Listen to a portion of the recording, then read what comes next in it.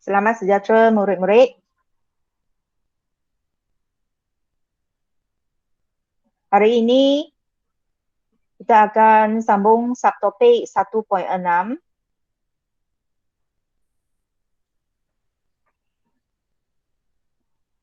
Tajuk pengaratan. Standard pembelajaran diharapkan pada akhir PTPI ini, murid boleh menghuraikan proses kakisan logam sebagai tindak balas redoks melalui aktiviti. Kedua, dan dapat menghuraikan eksperimen pencegahan pengaratan besi.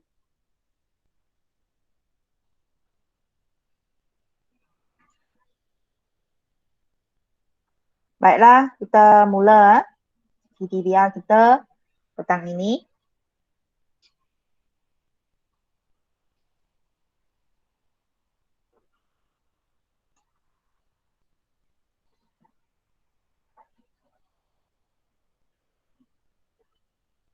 Pengaratan besi ialah proses kimia. Pengaratan besi ialah proses kimia yang berlaku apabila besi yang terdedah kepada oksigen dan air mengalami tindak balas redoks. Syarat untuk pengaratan berlaku adalah perlu ada kehadiran oksigen dan air. Yang merupakan satu tindak balas redoks. Pengaratan besi ialah kakisan logam yang berlaku pada besi.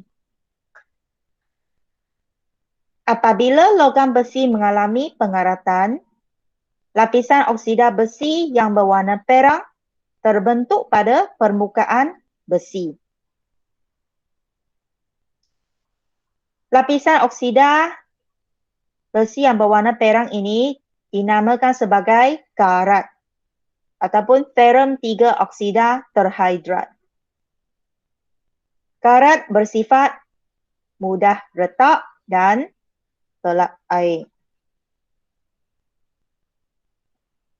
Oleh itu, pengaratan berlaku secara berterusan dan merosakkan struktur besi yang di bawahnya.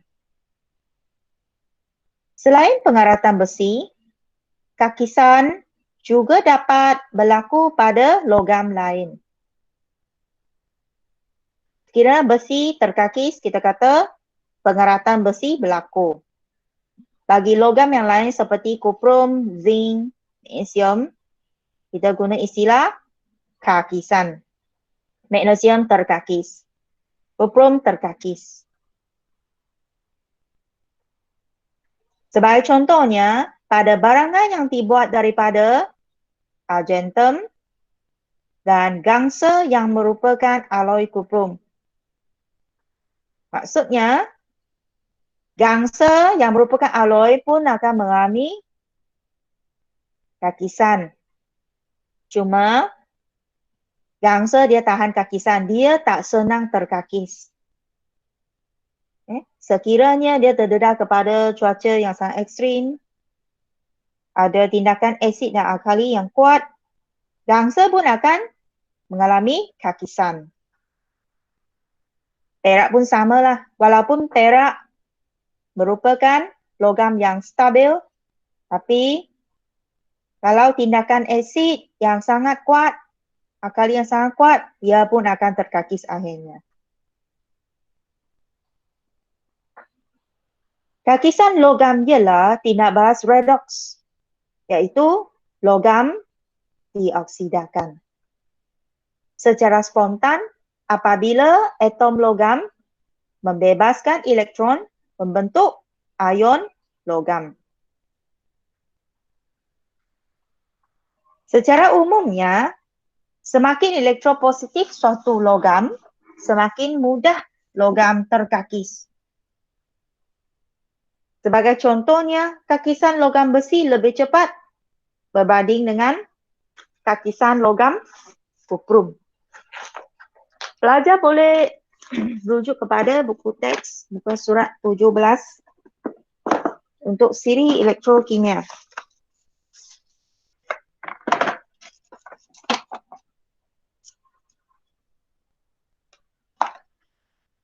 Kedudukan ferrum adalah di atas kuprum dalam siri elektrokimia.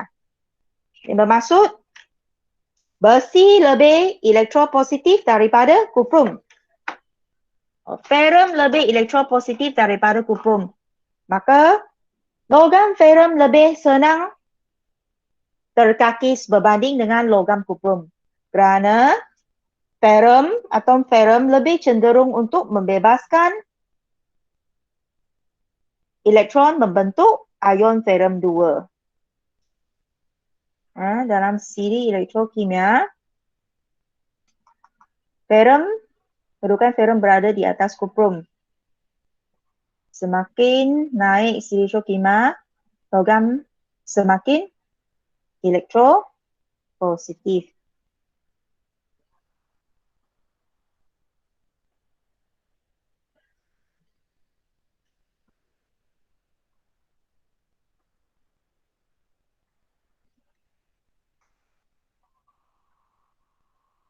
Logam atom ferrum lebih mudah untuk membebaskan elektron membentuk ion ferrum 2. Ferrum mengalami pengoksidaan. Okay. Pengeratan besi sebagai tindak balas redox. Pengeratan besi berlaku apabila besi terkakis. Apabila akibat kehadiran air dan oksigen. Ya, syarat pengeratan berlaku ialah perlu ada kehadiran air dan oksigen. Pengeratan besi ialah tindak balas redox apabila oksigen bertindak, oksigen lah O2 bertindak sebagai ejen pengoksidan. Maksud oksigen mengalami penurunan dengan menerima elektron untuk membentuk ion hidroksida. Kan? Terima hidrogen adalah penurunan. Terima elektron, penurunan. Sementara besi bertindak sebagai ejen penurunan. Besi mengalami pengoksidaan.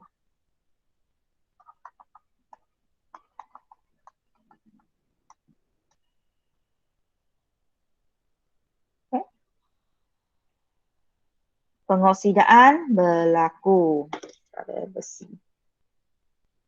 Kita study mekanisme pengeratan besi ni. Gambar saya dah ada share dalam grup juga, sama dengan ini ya.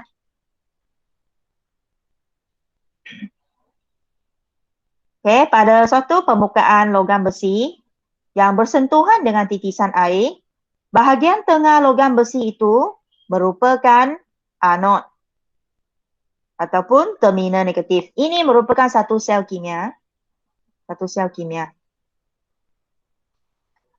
Di anod, atom ferrum ini membebaskan elektron membentuk ion ferrum 2. Elektron yang dibebaskan akan mengalir ke hujung titisan air. Elektron akan mengalir ke hujung titisan air di mana kepekatan oksigen pada hujung titisan air adalah tinggi. Adalah lebih tinggi. Di sini apa berlaku? Penurunan akan berlaku. Oksigen dan air akan diturunkan kepada oksigen akan diturunkan kepada ion hidroksida dengan menerima elektron. Ion ferrum 2 dan ion hidroksida yang terbentuk akan bertindak balas. Membentuk ferrum 2 hidroksida. Kemudian ferrum 2 hidroksida ini akan dioksidakan lagi oleh tindakan oksigen dan dioksidakan untuk membentuk ferrum 3 oksida terhidrat.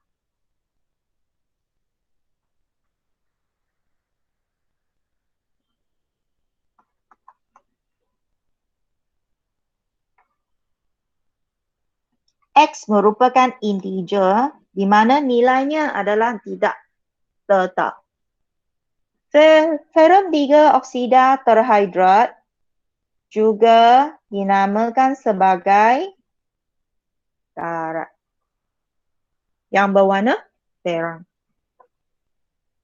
Lapisan oksida ferrum. Karat adalah tidak kuat, tidak kuat, keras, dia telap air. Jadi permukaan besi yang di bawah tu, lepas bentuk karatnya, permukaan bawahnya, dia akan terus berlaku pengaratan. Kerana air boleh telap ke dalam. Okay?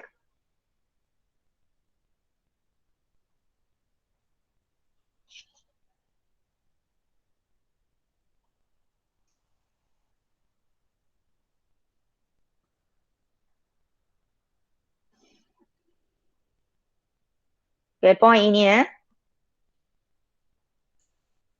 pengaratan besi berlaku lebih cepat. Maksudnya pengaratan besi akan, kadar pengaratan besi akan ditingkatkan lagi dengan kehadiran asid atau garam. Kerana apabila bahan-bahan ini melarut di dalam air, larutan menjadi elektrolit yang lebih baik. Elektrolit akan meningkatkan kekonduksian arus elektrik bagi air.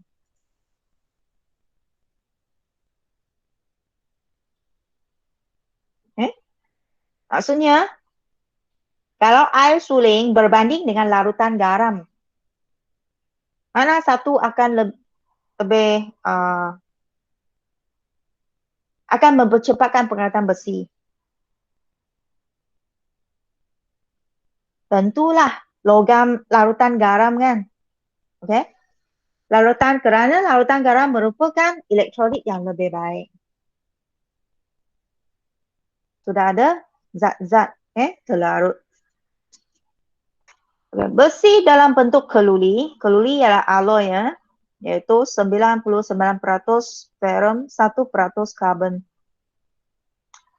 Keluli ini digunakan dengan meluas dalam bidang bahan binaan. Contohnya untuk membuat kenderaan, bangunan, jambatan dan landasan kereta api. Bagaimanapun, pengelatan akan berlaku juga pada keluli, menyebabkan struktur besi semakin lemah. Maka peruntukan kewangan tinggi setiap tahun diperlukan untuk mengatasi masalah pengeratan besi. Okey, saya terangkan konsep ini baru bagi kepada eksperimen 1D ya.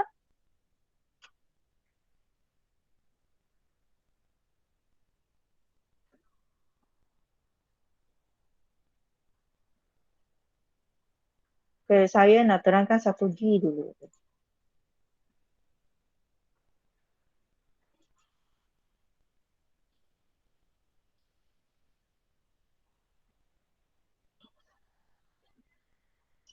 Eksperimen 1D.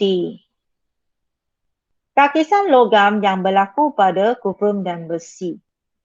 Tujuannya adalah untuk mengkaji kakisan logam yang berlaku pada kuprum dan besi. Pernyataan masalah.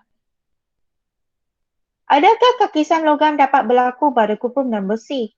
Ataupun apakah perbezaan antara kakisan logam yang berlaku pada kuprum dan besi? Dalam tulis pernyataan masalah, yang penting kamu perlu ada kaitkan apakah hubungan antara pemboleh ubah yang dimanipulasikan dengan pemboleh ubah yang bergerak balas. Di sini pemboleh ubah yang dimanipulasikan ialah logam kuprum dan besi. Yang bergerak balas, yang tersirat di sini ialah kakisan logam. Kalau yang tersurat yang boleh diperhatikan ialah kehadiran mendakan biru dan mendakan perang. Hipotesis adalah pernyataan yang boleh jawabkan pernyataan masalah. Logam kuprum terkakis menghasilkan mendakan biru dan logam besi yang terkakis menghasilkan mendakan perang. Pemboleh ubah yang dimanipulasikan di sini, logam kuprum dan besi. Pemboleh ubah yang dimanipulasikan akan mempengaruhi pemboleh ubah bergerak balas. Okay. Itu kehadiran mendakan biru dan perang.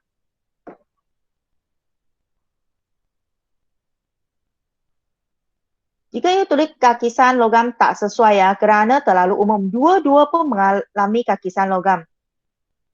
Okey? Dua-dua pun mengalami kakisan logam. Tapi yang bergerak balas kamu harus guna yang tersirat. Sorry, yang tersurat. Okay? Pemerhatian pada warna mendakan yang terbentuk. Pemboleh ubah yang bergerak yang dimalahkan ialah jenis larutan garam.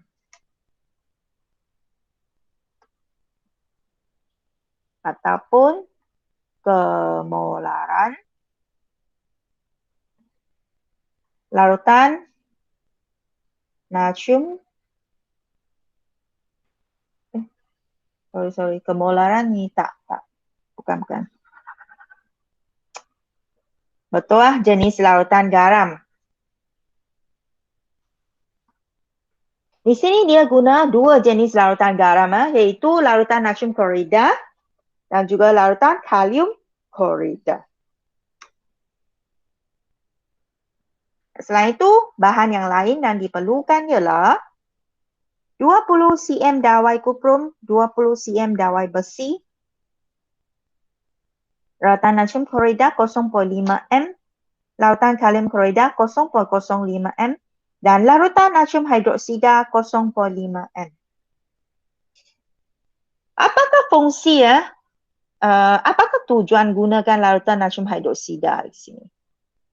Untuk menentukan kehadiran cation. Okey, bagus. Menentukan kehadiran cation iaitu yang terbentuk daripada kakisan logam kuprum lah dan besi. So dia boleh menentukan kehadiran ion kuprum 2 dan ion ferrum 2 yang hadir. Nak balik dalam bab acid base dan garam, guna larutan natrium hidroksida untuk menentukan kehadiran cation. Jadi ini mendakan biru tak larut dalam larutan natrium hidroksida berlebihan. Mendakan biru tak larut dalam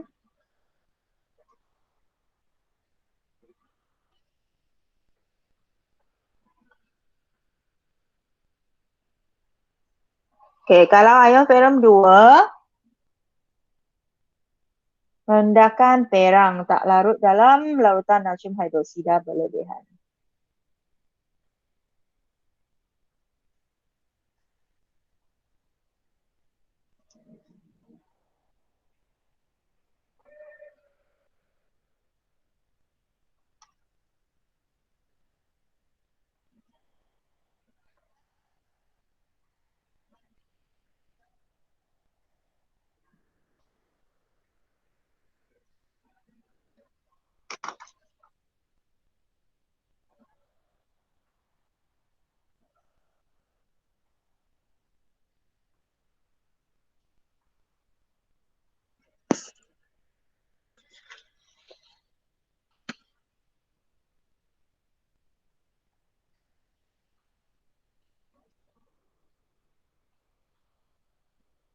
So, kamu boleh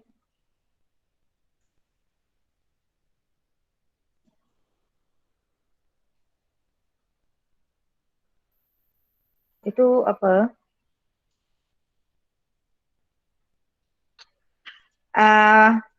Betul tak?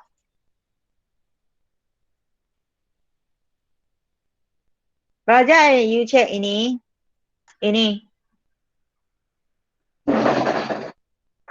Teks. Sebab kadang-kadang dia larut dalam yang berlebihan tau. So, tak boleh simply tulis. Kena double check.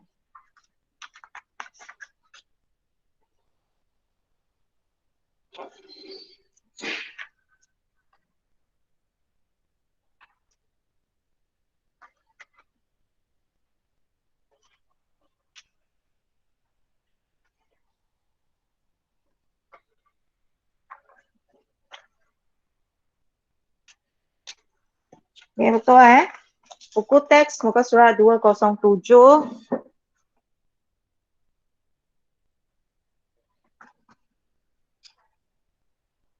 Okay, actually ini ferrum 2 dia akan terus dioksidakan kepada ferrum 3.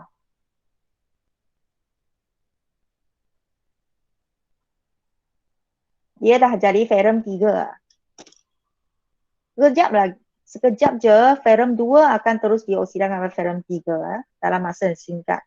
Jadi akhirnya yang terbentuk itu ialah ion ferrum 3, maka larutan natrium hidroksida dia dapat pesan ini apabila terdapat mendakan terang yang terbentuk. Dia takkan larut dalam larutan natrium hidroksida berlebihan.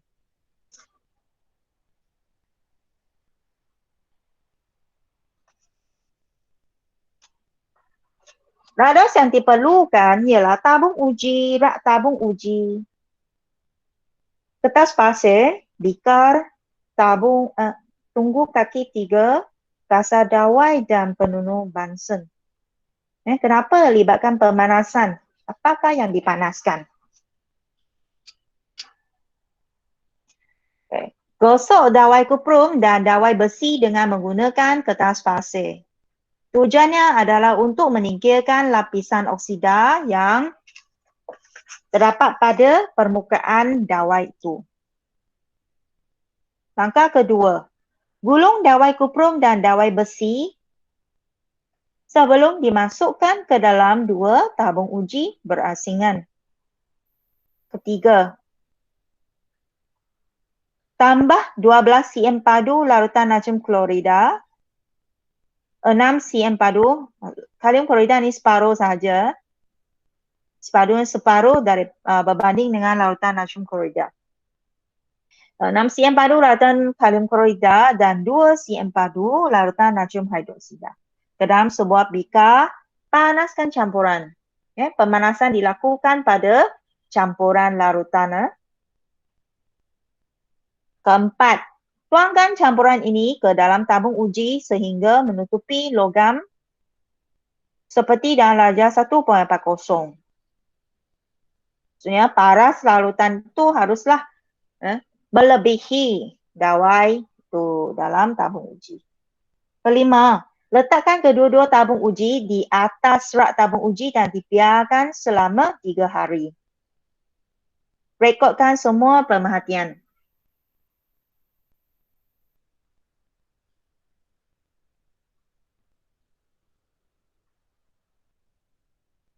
Nyatakan pemerhatian dan inference.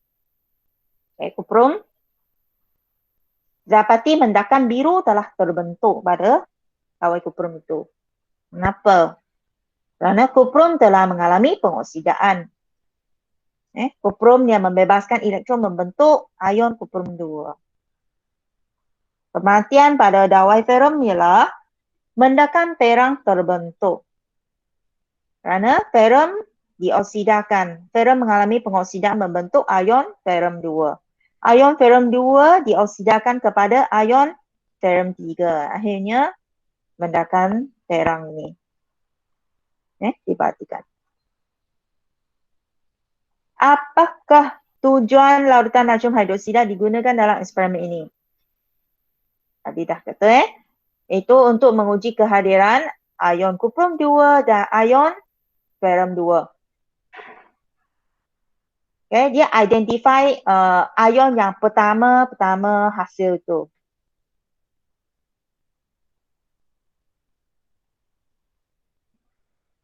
Okay, berdasarkan pemerhatian dan eksperimen ini, tulis setengah persamaan bagi tindak balas yang berlaku. Pengoksidan pada ferum yang melibatkan 2,5 persamaan. Kamu kena tulis sampai ya yang dapat yang pemerhatian. Okay, setengah persamaan ada kaitan dengan pemerhatian. Apakah kesimpulan bagi eksperimen ini? Kesimpulannya, kakisan logam berlaku apabila atom logam membebaskan elektron membentuk ion logam.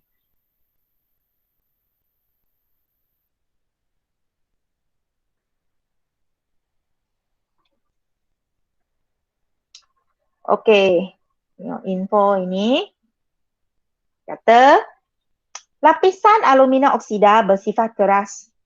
Tadi karat ferum 3 oksida terhidrat bersifat rapuh kan dan telap.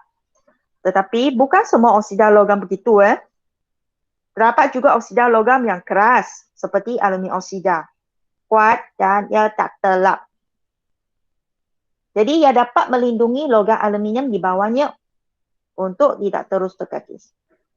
Ia menjadi satu logam pelindung. Logam lain yang memiliki sifat yang sama ialah zinc.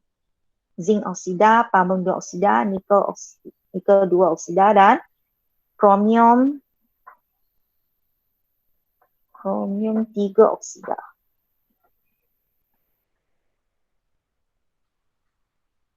Okay.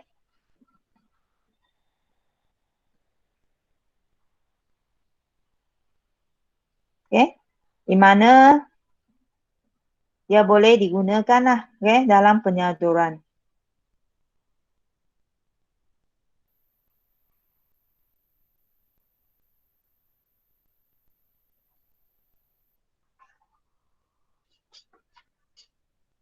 Balik kepada slide tadi, yang ini.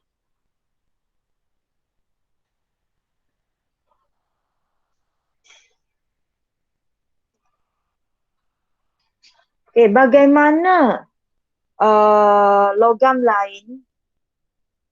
Apakah hubungan antara logam lain ke atas pengeratan besi? Ataupun apakah kesan logam lain ke atas pengeratan besi? Maksudnya sekiranya paku besi itu dililitkan dengan logam lain. Apakah kesannya? Belajar teori dululah. Ini dulu, nanti baru saya pergi kepada eksperimen 1E ini.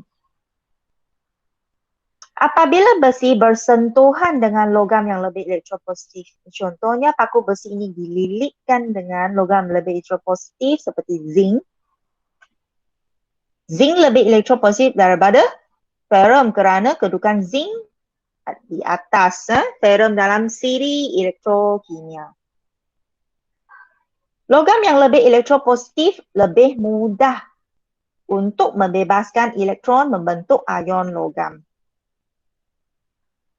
Maka di sini zinc akan terkakis dan mengalami pengoksidaan kerana atom zinc membebaskan elektron membentuk ion zinc.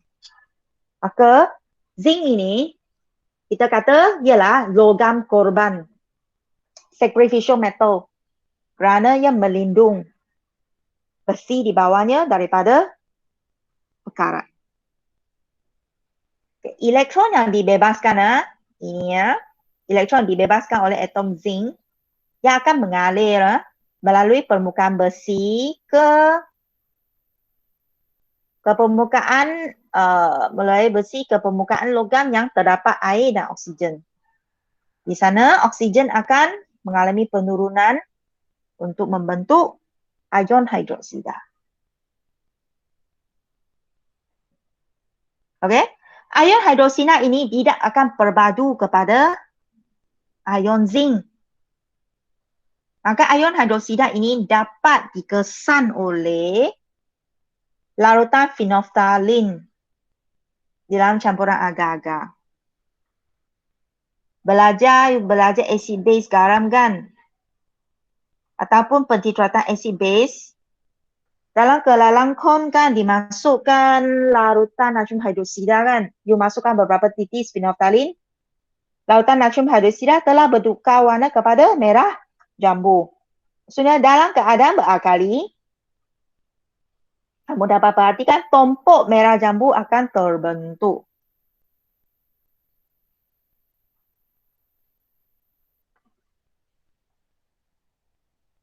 Bila tompok merah jambu terbentuk, maksud tiada pengeratan berlaku.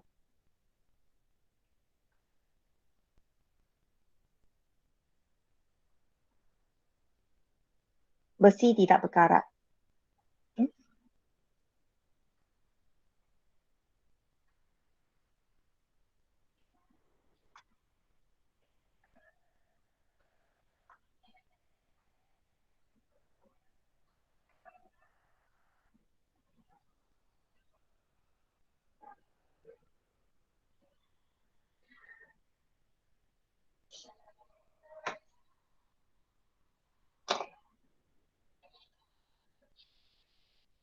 Untuk kes yang kedua ini ya, apabila besi bersentuhan dengan logam yang kurang elektropositif. Maksudnya, besi ini, paku besi dililitkan dengan logam yang kurang elektropositif seperti plumbum. Atau besi dililitkan dengan kuprum. Apa yang berlaku? Kan logam yang lebih elektropositif akan cenderung membebaskan elektron membentuk ion logamnya. Maka di sini ferrum yang lebih elektropositif yang akan membebaskan elektron membentuk ion ferrum 2. Okay, kehadiran ion ferrum 2 ini bermaksud pengaratan berlaku. Dia dapat dikesan oleh lautan kalium heksacyanofrat 3. Dan tompok biru dapat diperhatikan. Inference, paku besi berkarat.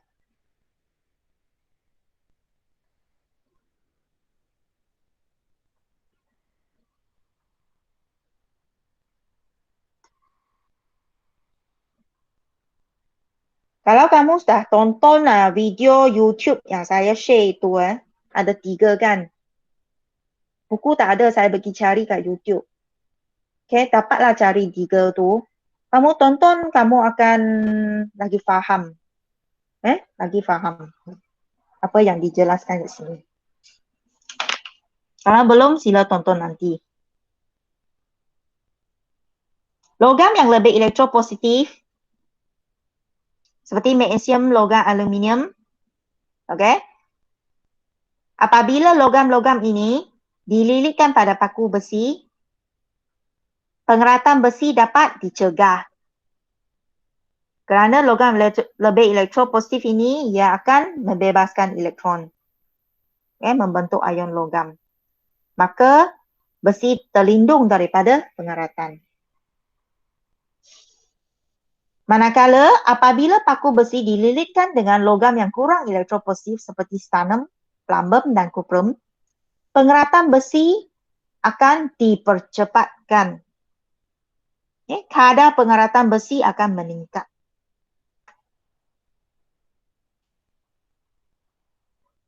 Tujuan eksperimen 1E adalah untuk mengkaji kesan logam yang bersentuh dengan besi ke atas pengeratan besi. Pernyataan masalah. Konsep ini sangat senang sahaja.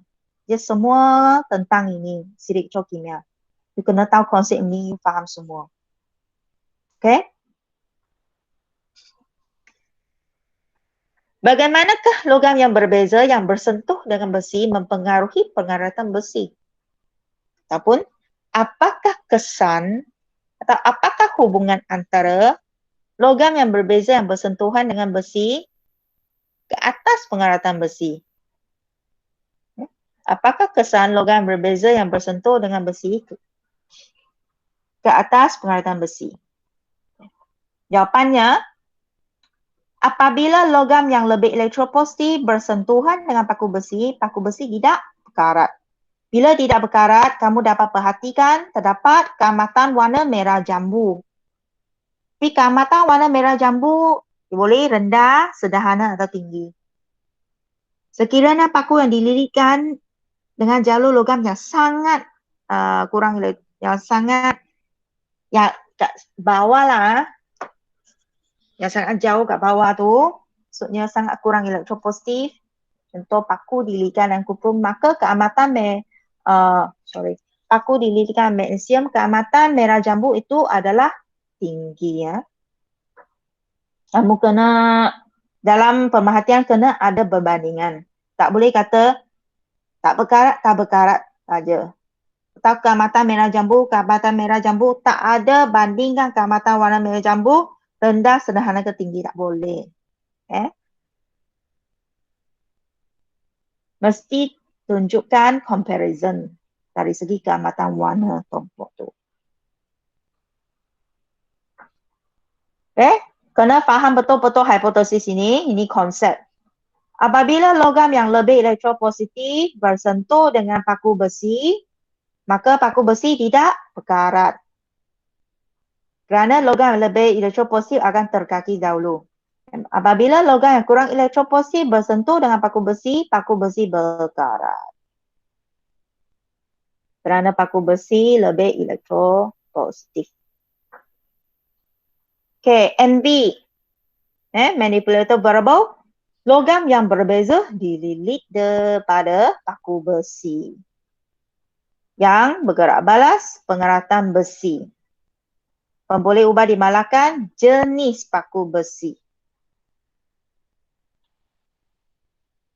Bahan, larutan agar-agar phenolphthalein, larutan kalium heksacyanofrat 3, paku besi, pita magnesium, jalostannum, jalozing, dan jalokuprom. Kat sini jalokuprom dan jalostannum adalah logam yang kurang elektropositif.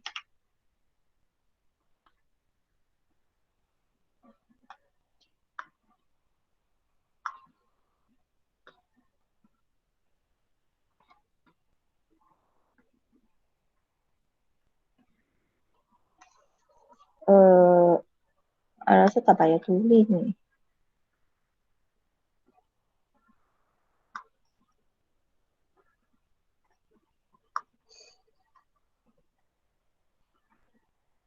Okay, kalau nak tulis you boleh buat macam ni. Kat atas ferrum ni apa? Zinc atas zinc, magnesium. Bawah ferrum stannum. Bawah stannum itu adanya kuprum. Cerium kat sini. Kalau paku besi dililitkan dengan dua logam kat bawah ni, maka pengeratan besi akan berlaku kerana ini akan bebaskan elektron dulu. Kalau paku besi dililitkan dengan jalur zinc atau pita magnesium, pengeratan besi tidak berlaku kerana atom magnesium atau atom zinc yang akan membebaskan elektron dan terkakis dahulu. Radas yang diperlukan tabung uji, rak tabung uji dan kertas fasil. Prosedur langkah pertama, label 5 tabung uji P, Q, R, S dan T. Gosok 5 paku besi, pita magnesium, jalostannum, jalozing dan jalokuprom dengan kertas fasil. Tujuannya adalah untuk menyingkirkan lapisan oksida padanya. Ketiga, lilit 4 paku besi, masing-masing dengan pita magnesium, jalostannum, jalozing dan jalokuprom. Masukkan setiap pasang logam ke dalam tabung uji P, Q, R dan S seperti dalam rajah 1.42. Paku besi yang tidak dililit dengan sebarang logam dimasukkan ke dalam tabung uji T sebagai kawalan. Langkah kelima. Tuangkan campuran agar-agar panas larutan kalium heksacyanofrat 3 dan phenolphthalein ke dalam setiap tabung uji sehingga paku besi ditenggelamkan sepenuhnya. Campuran agar-agar panas larutan heksacyanofrat 3 dan phenolphthalein ia berwarna kuning. Okay, 6. Letakkan semua tabung uji ke dalam rak tabung uji dan dibiarkan selama sehari. Rekodkan pemerhatian. First, you kena catat. Buat catatan sikit. Catatan ini tak perlulah. Tak perlu nyatakan dalam jawapan kamu sebenarnya. Ini adalah untuk beritahu diri kamu. You nak tentukan mana satu paku besi akan berkarat, mana satu takkan berkarat.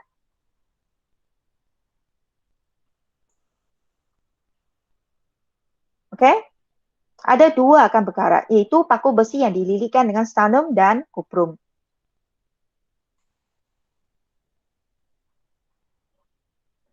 Mana satu akan berkarat dengan lebih cepat? Inilah yang kuprum. Maka pemerhatian, kalau berkarat, ada ion ferrum 2 hadir. Ingat, berkarat bermaksud pengalatan besi bermaksud apa? Atom ferrum membebaskan elektron membentuk ion ferrum 2. So, ada ion ferrum 2. Okay? Berkarat. Besi berkarat.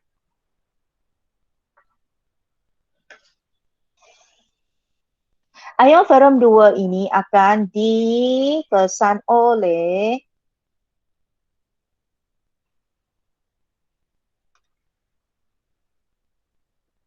dapat dikesan oleh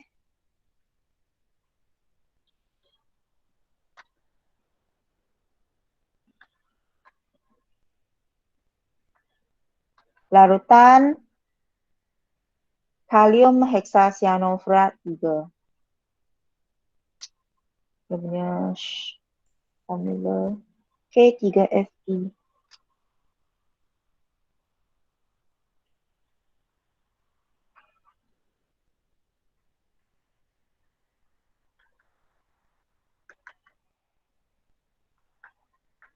Kalium heksacyanofrat 3. Kita dapat perhatikan keamatan warna biru. Dan ini adalah tinggi. Keamatan warna biru tinggi. Bagi paku besi yang dililitkan dan stannum, keamatan warna biru adalah sederhana. Okey, keamatan warna biru tinggi, inference paku besi berkarat sangat cepat. Kan? Logam yang kurang elektropositif akan mempercepatkan pengeratan besi. Kalau stannum ini kurang elektro, bukan kurang elektro. Betul. Dia kurang elektro daripada ferrum, tapi dia tak begitu kat bawah berbanding dengan kuprum. Jadi paku besi berkarat dengan cepat. Kalau ini sangat cepat. Okay, untuk ini dan ini dia tak berkarat. Okay, kalau ferrum sahaja dia berkarat, cuma dia berkarat dengan perlahan atau berkarat sedikit. Okay. Ingat, kehadiran logam yang kurang elektropositif pada ferrum, dia akan mempercepatkan pengeratan besi. Okay, ini dua keamatan kalau paku besi dililitkan ferrum, keamatan warna merah jambu adalah tinggi. Kerana paku besi tidak berkarat.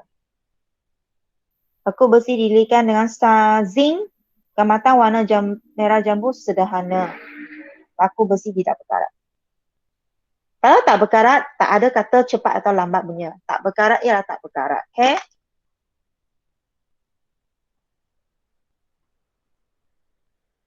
Okay, apa tujuannya guna agar-agar panas? Sebab guna agar-agar dalam eksperimen ini adalah untuk melihatlah tompokan biru dan tompokan merah jambu dengan jelas dan supaya warnanya tidak bercampur. Dalam larutan, dua-dua ini senang bercampur. Okay? Okay. Apakah hubungan antara keamatan warna biru dengan kadar pengeratan? Apabila keamatan warna biru bertambah, maka kadar pengeratan pun meningkat. Atau tinggi-tinggi. Semakin tinggi keamatan warna biru, semakin tinggi kadar pengeratan besi. Yang T sebagai kawalan. Logam besi, paku besi yang tak dililitkan dengan sebarang logam adalah sebagai kawalan. Kelaskan logam yang dapat mencegah pengeratan besi dan logam yang dapat mempercepat pengeratan besi. Hubungan antara keelektropositifan suatu logam bersentuhan dengan besi ke atas pengeratan besi. Logam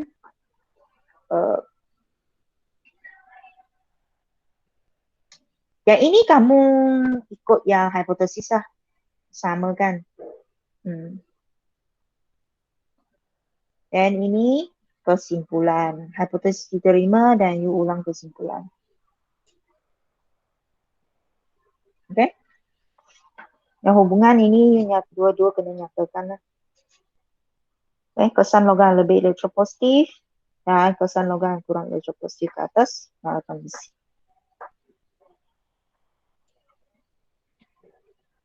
1M pun senang.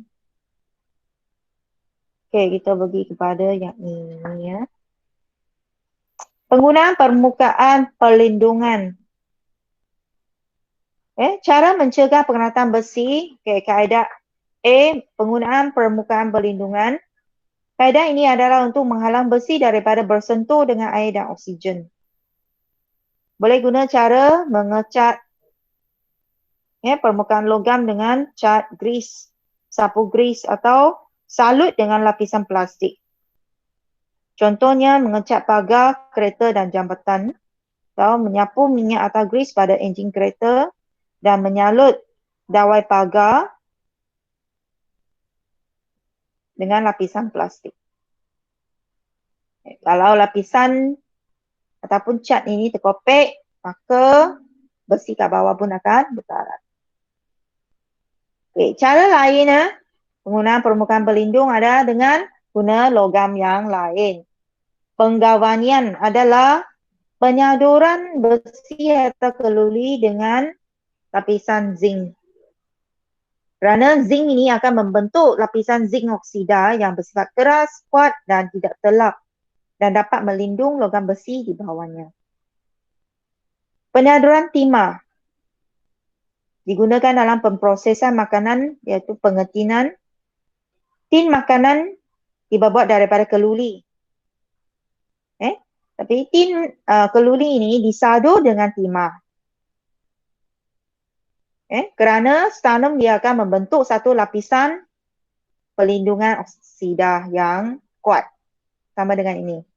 Sternum oksida adalah keras, kuat, tak telap dan dapat melindungi logam besi atau keluli. Penyaduran kromium. Sama kromium 3 oksida ini pun kuat, tak telap. Penyaduran kromium digunakan pada bumper kereta, basikal dan barang-barang hiasan. Cabaran minda, ahli tidak akan memberi makanan dalam tin yang kemek. Jelaskan mengapa. Ini soalan ke-7 SPM 2019. Katanya, explain why food in dented can is not safe to be consumed. Sama dengan soalan ini lah. 6 markah. Okay, pertama, kalau tin makanan itu dah kemek, apa yang berlaku? Lapisan sternum telah retak. Lapisan sternum tercalar. Lapisan sternum tertanggal atau rosak. Apabila lapisan sternum oksida itu telah retak, jadi serum yang di bawah tu, serum akan terdedah kepada oksigen dan air. Oksigen dari luar dah masuk. Air dari luar pun masuk. Ataupun air dalam makanan itu sendiri. Dah masuk ke lapisan ferrum tu. Jadi, lagipun sternum ini kurang elektropositif daripada ferrum. Lagi mempercepatkan pengangkatan besi berlaku. Kan kedudukan sternum adalah di bawah ferrum. Maka ferrum ini akan mengalami pengoksidaan. Ataupun tulis setengah persamaan pengoksidaan ini. Pengaratan berlaku. Tak tulis perkataan besi tak apa. Sebab pengaratan kita tahu itu refer kepada besi. Akhirnya keenam, dia tak beli kerana makanan telah tercemar. Lapisan sternum letak, ferrum terdedah kepada oksigen dan air. Sebab ini baru ada oksigen dan air baru boleh berlaku pengaratan. Sternum kurang elektropositif daripada ferrum teroksida, pengaratan berlaku, makanan tercemar. B adalah ada kaitan dengan eksperimen tadi ya. Iaitu pasangan logam ini. Paku besi dililit dengan magnesium, paku besi dililit dengan zinc. Magnesium dan zinc ialah logam korban.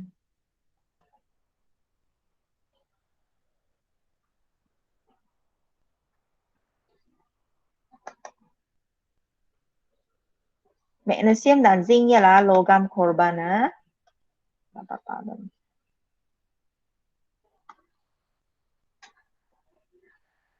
Dia diguna pakai di badan kapal.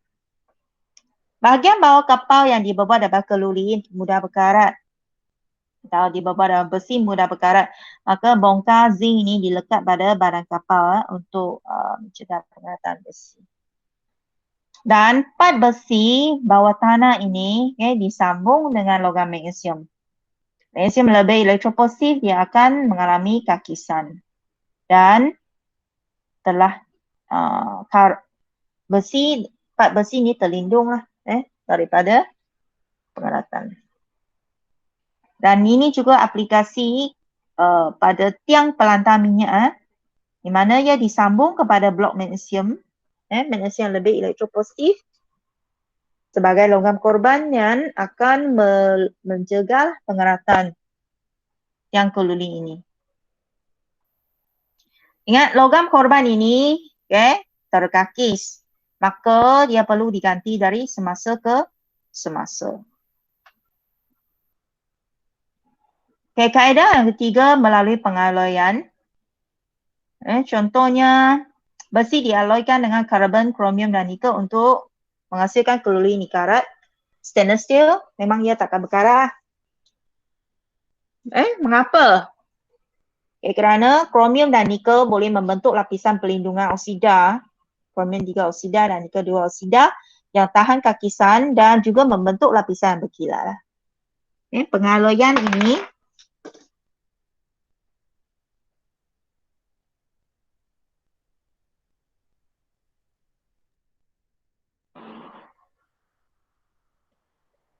dapat meningkatkan ketahanan kakisan logam dan juga dapat memperbaiki permukaan sesuatu logam. Menjadikannya lebih berkilat. Lapisan oksida terbentuk melindungi besi daripada terdedah kepada air dan oksigen. Jadi dapat mencegah pengaratan. Selain daripada membuat peralatan dapur, juga untuk buat alatan pembedahan dan lain. Aktiviti 1M kamu jawab yang soalan ini saja. 1A, B dan C.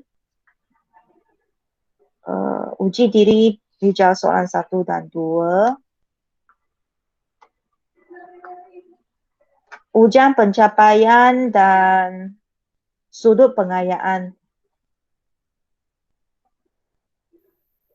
Okay, hari ini kita hanya 1 jam lah. 1 jam kita punya ni Google Meet.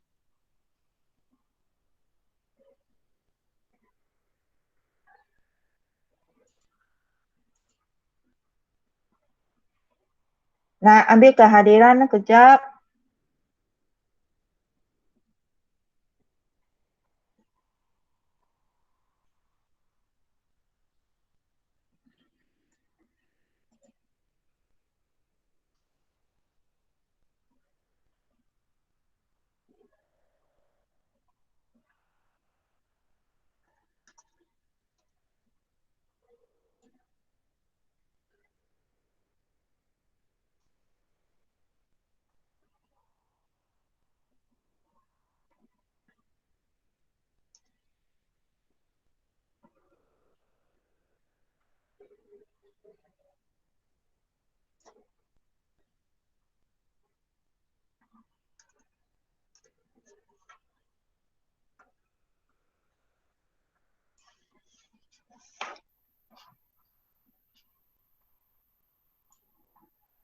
Okay, terima kasih kepada penyertaan belajar dalam Google Meet. Ada apa tak faham boleh tanyalah tentang PDPR 12 ni. Okay, kita sambung untuk sesi seterusnya lah. Terima kasih, jumpa lagi.